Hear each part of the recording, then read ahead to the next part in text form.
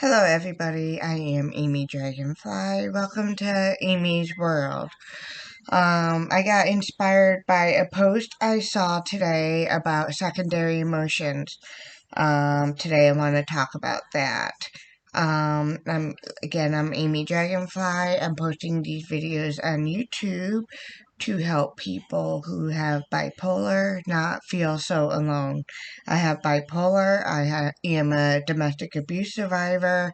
I suffer from addiction, and I am also hearing impaired, so you might hear my lisp a little bit. And so anyways, my subject today is secondary emotions. I had years and years and years of therapy to, discuss it, to learn about it. And like I said in previous videos, I'm no doctor. I can only share my experiences and what I have learned. So again, I saw a post today about anger being a secondary emotion. And I'm sure a lot of people who suffer from mental illness, addiction, anything else out there, you experience a lot of secondary emotions. For me, anger is definitely number one. I'm hoping to share this to hopefully help somebody not feel so alone. Hopefully to answer some questions in their head and that they're not alone in anything. And, there's so many people that are not getting therapy because of health insurance or, they're just not available, or in my case, they're not calling me back. So I'm hoping this will help somebody. Like I said, for me, secondary emotions, anger is mine. And secondary emotions cover a lot of underlining emotions that you possibly have not dealt with, possibly that you didn't even know you had. Um, for me was, grief and, being a domestic abuse survivor and, covering up those sadness, what's the word I'm looking for? The insecurities, and everything like that. Um, like I said, for me, anger is definitely, one of the first emotions to come forward.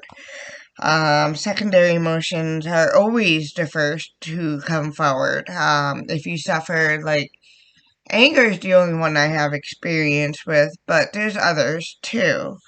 The anger started, definitely in my 30s when I lost, my first baby, and then the second baby, and third and fourth. Well, anyway, and then found out I was infertile. Um, so that's when the anger really started. And when you're bipolar or suffer from any other mental illness, my anger goes from 0 to 400, like in a nanosecond. The bipolar anger is definitely horrible. And to have that as a secondary emotion is, you got to find the underlining issues.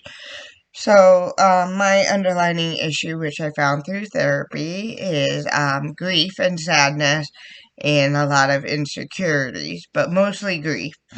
Um, I got so angry after the miscarriages. I turned to drugs and alcohol, mostly drugs, and I went off with it. And I said in previous videos, I couldn't handle my emotions, let alone the bipolar emotions I didn't know how to deal with, and other emotions that were new to me at the time. A lot of grief, a lot of anger, a lot of sadness, a lot of everything. It was so much going on in my brain. So I hit it with drugs. And, I've been to a few mental hospitals and, rehabs, so I've learned a lot. Let's see. So my secondary emotion, like I said, is anger. I know I keep repeating it. I apologize. I didn't know that it was a secondary emotion at the time. I just thought I was sad and grieving, and that's how I I wanted to punch things, I was so mad. I was mad, I'm not going to turn this into a religious thing, but I was mad at the powers that be, to destroy my dreams. And the only thing I ever wanted to do is be a housewife, raising kids, possibly, do my job on the side, while your kids are in school type of thing. And, I was married at the time, and, I had dreams, and it destroyed it, my miscarriages and my infertility destroyed everything. And years of therapy and hospitals, when we learned about secondary emotions, you know, that's when I found out my anger was really grief. And I didn't know how to grieve properly. I lashed out. And there are a lot of people that's all they know how to do. I hid it in drugs and, trying not to lash out, trying to block everything temporarily, even though it was still there for me tenfold when I came out of it. So, excuse me, I have a allergy issue going on right now.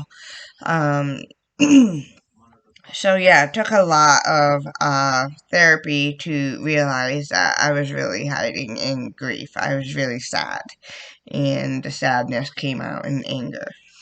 And when you're bipolar and you have bipolar anger, it's very difficult. It's very difficult to sustain relationships, friendships, I fought with family, everything. And I just lashed out at the world.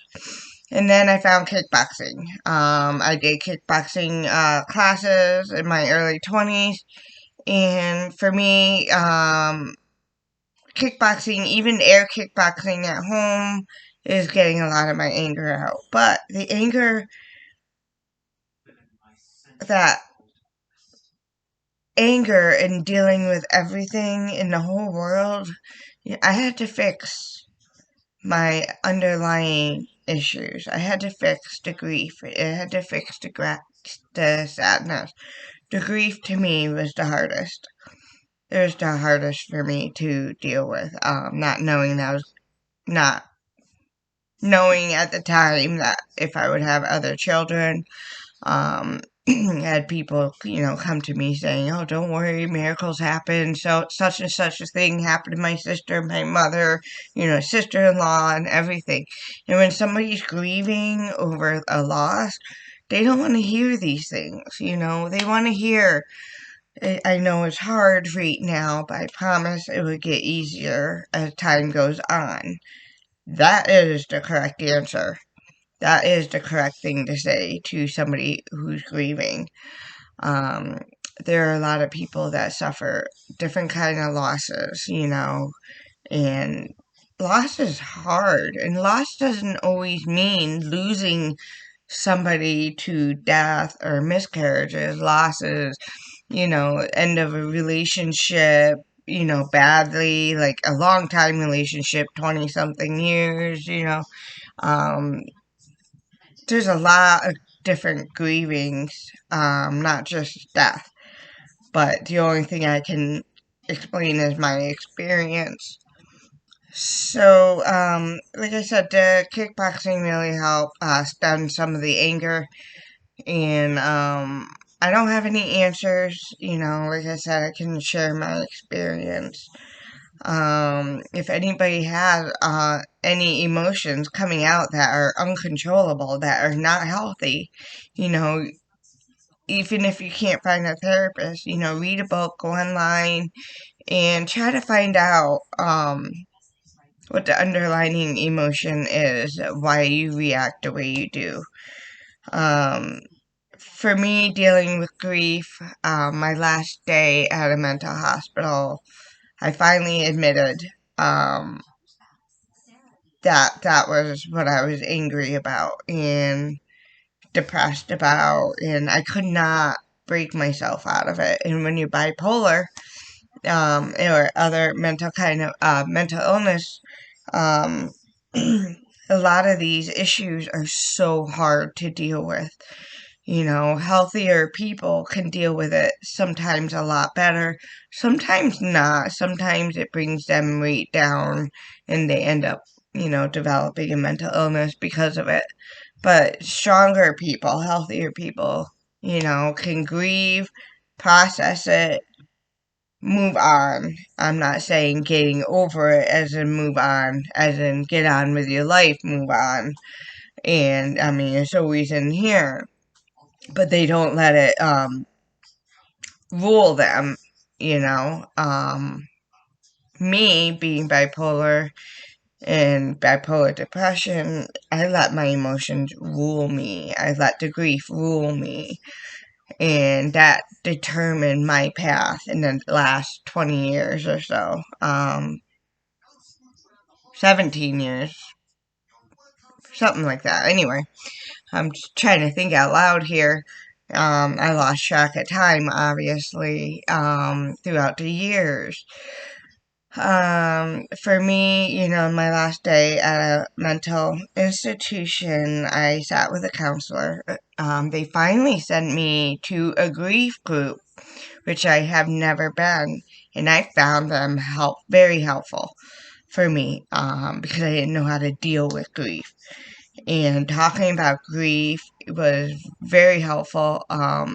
There's so many kinds of grief out there, and these grief groups that I went to, I learned a lot. I learned different types of grieving, and I learned a lot, and I learned how to try to deal with it. I learned skills, did not utilize them for many, many years, but I knew they were in here, and it made me feel a little bit better. When I talked about my domestic violence relationship and how I, got up and moved, um, bunch of states away, so I wouldn't go back with him. Um, Part of my grieving process was letting it go. Years ago at the hospital, I wrote a letter um, to my babies, specifically the first two. I always felt like they had souls. Um, their souls were waiting, actually, and to come inside, when the babies were born. That's my belief system. And they came to me in a dream, a girl and a boy. And then the other two, I don't believe that there was any souls waiting to, get into those beings. Um, so I wrote letters to the first two. I named them. They told me to name them, and I did. And so I wrote letters and telling them how I felt, telling them how I felt seeing them in my dreams, seeing what they look like.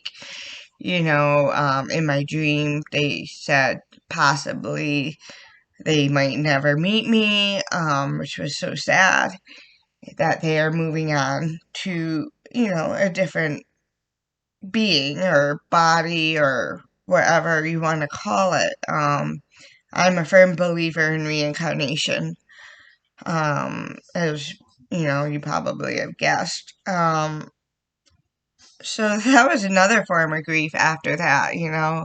I felt like I was never going to meet them, even in the afterlife. But, my first suicide attempt was after my first miscarriage, and I just wanted to be with my baby. That's all I wanted. It was such a great loss. This was a year after my miscarriage, and this was right before I went to the mental health hospital for the first time when I was 30. I was 29 at the time, and that's all I wanted to do in the whole world. And thank God, it didn't work. I had an uncle who's a priest. I felt his presence, and I know he returned me and said it wasn't my time. I'm meant for greater things. I was so angry over that, and I'm like, why? What do I have to offer? Even up until recently, I'm like, what do I have to offer? Why am I here? And until I started creating these videos, and I think I finally found my purpose. Um, so, anyways, to deal with the underlining issue, the grief, the sadness, I had to learn to let it go a little bit, and I turned it into, if I had kids, if I would, all those pregnancies survived, and I was in a relationship like that, I wouldn't have had the opportunity to just pack my car, move south, and start over again. I would have never be in my dream area if, I had children. I mean, it would have been different, but, and then I lived next to the ocean, 3 blocks from the ocean. And when I got here, after a few weeks, I settled in a little bit. I let it go. I don't remember what I did with the letters. I think I burnt them with a prayer. For some reason, I imagine I did that. I honestly do not remember. But I remember what I put in the letters, and I did a prayer, any type of prayer. It doesn't have to be a religious prayer. For me, it was just spiritual, my reincarnation belief. And I sent that out, the visual letter out into the ocean. And it was then that I was finally able to breathe again. I'm not saying that cured my grief, but it made it easier. I still think about, them every day. There's not a day that goes by that I don't think about what happened. The trauma for the first miscarriage, there's a lot of trauma with it, mental trauma. It wasn't typical miscarriage, as I said in a previous video. There's some mistakes along the way. They could have found it earlier. They wouldn't have been able to save the pregnancy, but I wouldn't have thought I was pregnant for 4 months when I wasn't. My body was still doing its thing, and that, wreaked havoc in my brain. When you think, you're still something and there's nothing. Yeah, so my body still thought I was pregnant and there was nothing in my belly. It disintegrated. There was still some, I'm not going to go into details because I'm sure there are young men listening to these videos too. A lot of the placenta was still left inside me. So I had to go have surgery and fix that. So that was just the first miscarriage. It was a whole long, drawn out thing. And the next 3 were so much easier. They were typical, normal miscarriages that women go through. When I, with the grief, I went into drugs and addiction, and then I also went into, different, abusive relationships. I had a couple, they were with boyfriends that I was with at least a year or more, but I wasn't in love with them, which I didn't realize till after. I wasn't in love with them. So I put up with the abuse. I thought I was being punished for my choices, whatever I did. I thought it was my fault. The babies, which I still believe a lot of it is my fault. I did some unsavory things, something that is not me. Um, so I thought karma was out to get me until I met my last abuser when I was with him for 7 years. I did love him, and the abuse came on slowly, and I lashed out with anger and went back to using drugs. Just lashed out, and the anger stayed with me. And then it finally, when I left, actually, it was probably the last 6 months before I left, the anger just kind of disintegrated a little bit. I was starting to learn how to deal with things, and I was mostly hiding. I don't want to say I didn't give a shit anymore, but I didn't want to deal with it anymore. And when I came to Florida, I let go of some of the grief. I said my goodbyes.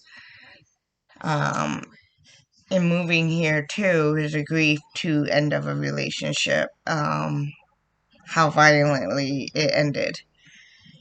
And so I had a lot of anger. I actually went way over my plan. I try to keep these videos around 10 or 15 minutes. This is a very long one. It's 20 minutes, so I do apologize. But I thought these issues were very, very important to deal with. And my advice to people who are not getting help or cannot get help is to go online, read up on secondary emotions, read up on everything that you can, and think about it and sit with yourself and figure out what could be, the underlining issues.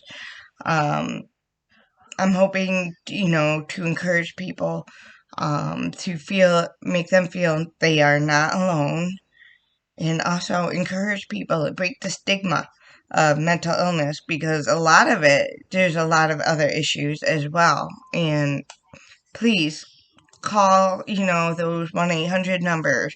Call therapists, that are free. Try to, so you can learn how to deal with the underlying issues. That is so important. If you can deal with that, then life is a little bit easier. It's not a cure, life is still hard, but with people with bipolar and mental illness, but it makes it a little bit easier when you feel like there's something, a reason, for your actions. It does something inside you. So please, I encourage everybody who watches this video to share them, to share YouTube, um, share to friends and family who suffer from a mental illness, possibly grief, or any subjects that I bring up. And please, please, I hope somebody does not feel alone. I share this, as in therapy for me, and also to help somebody. If I can help one person, this is all worth it. Thank you so much for joining in. I'm Amy Dragonfly. Have a great rest of the day.